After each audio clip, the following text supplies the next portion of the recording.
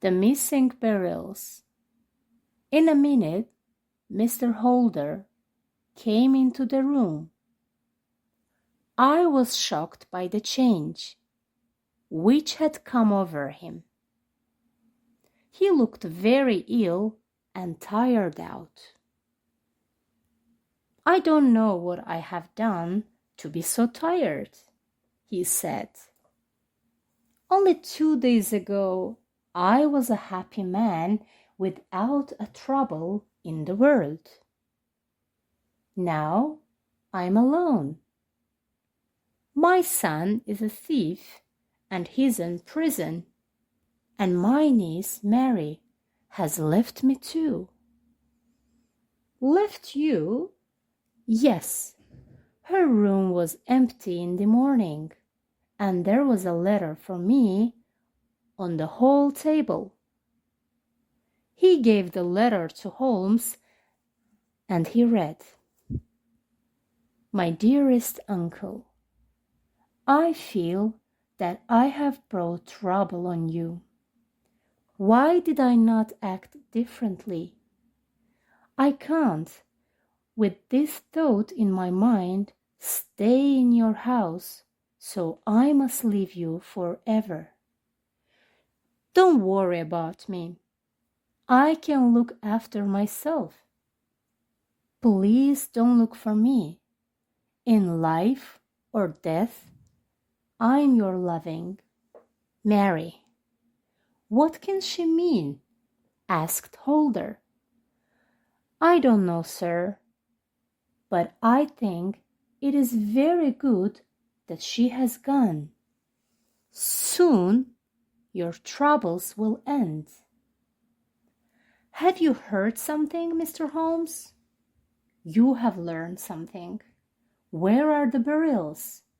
Are you ready to pay £1,000 for each of them?" Holmes asked quietly. "I've got 10,000 with me."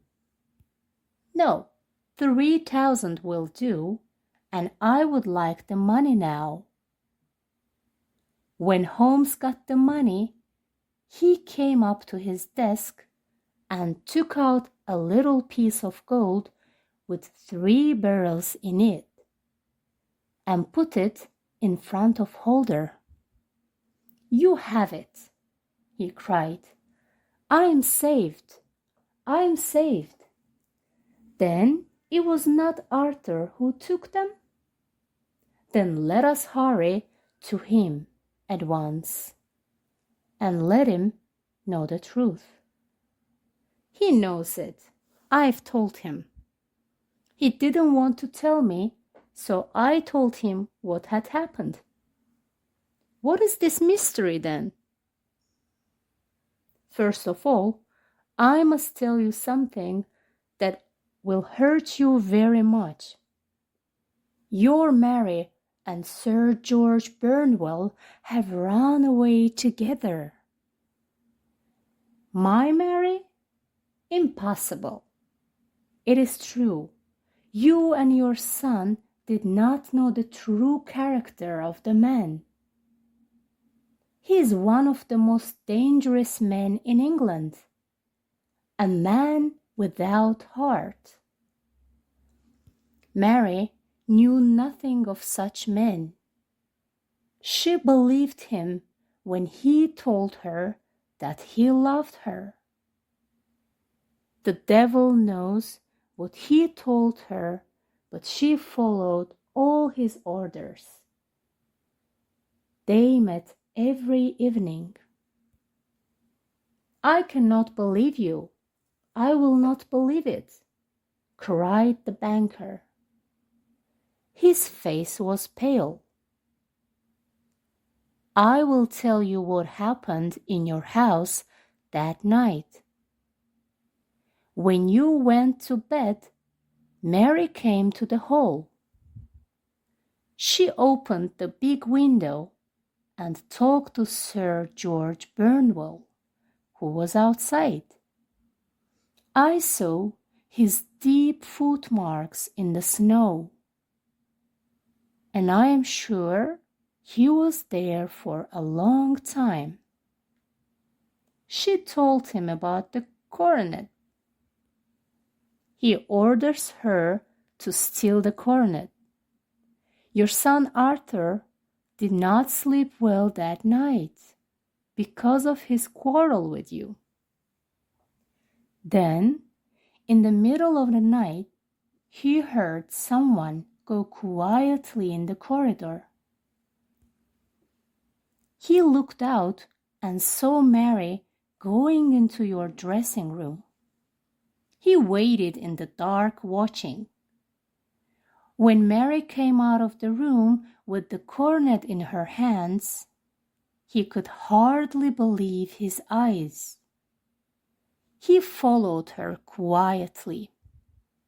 She went downstairs, opened the window, and gave the coronet to someone outside. Then she closed the window and ran back to her room. At that moment, your son was hiding behind the curtain. He loved Mary, and he could do no harm to her. But when she left, he opened the window and jumped into the snow, where he could see a figure of a man in the moonlight. It was George Burnwell. He tried to get away, but Arthur caught him, and there was a fight between them. Suddenly, the coronet broke, and Arthur had it in his hands. He ran back, closed the window, and went to your dressing room. He was going to put the coronet back into your desk when you found him there. Is it possible? Asked Mr. Holder. You made him angry. You called him bad names when he saved the coronet. And he decided not to tell you the truth. So that was why Mary went white and fell down on the floor when she saw the coronet. What a fool I am. When Arthur asked to go out in the garden for 5 minutes, he wanted to go and find the missing piece of it. Holmes said, when I arrived at the house, I at once went into the garden. I watched the footprints in the snow. I saw Arthur's footmarks without shoes on. I saw the place where they had a fight, so I knew I was right. Sir George Burnwell's footmarks went to the end of the lane. But how did you find out that it was Sir George? You told me that you did not have many visitors in your house. I remembered only Sir George. I knew his name. I knew enough of him, so at night I went to his house as a beggar and asked his servant for some old clothes. What luck! He gave me some shoes and told me that his master had thrown them out that day. Then I took the shoes to your house and found they were the same size as the footmarks in the snow. I saw a beggar in my garden yesterday evening, said Mr. Holder. It was me. I found that I had my man. So I came home and changed my clothes. Now I had to get the Beryls back from him. At first, he didn't want to listen to me. But when he saw that I knew everything, He took up a heavy stick and wanted to have a fight with me. I pointed my pistol at him and told that I could give him a lot of money for the Beryls.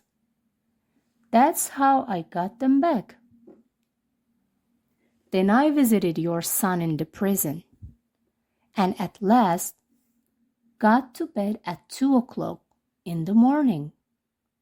A really hard day's work. A day which has saved England from a great public shame, said the banker. And he rose from his chair. Sir, I can't find the words to thank you. You are a greater detective than people have told me. I must go at once to my dear son. As for Mary, I am really sorry for her, but even you can't tell me where she is now. I think that we may say, said Holmes, that she is with Sir George Burnwell, and that, poor girl, is her punishment.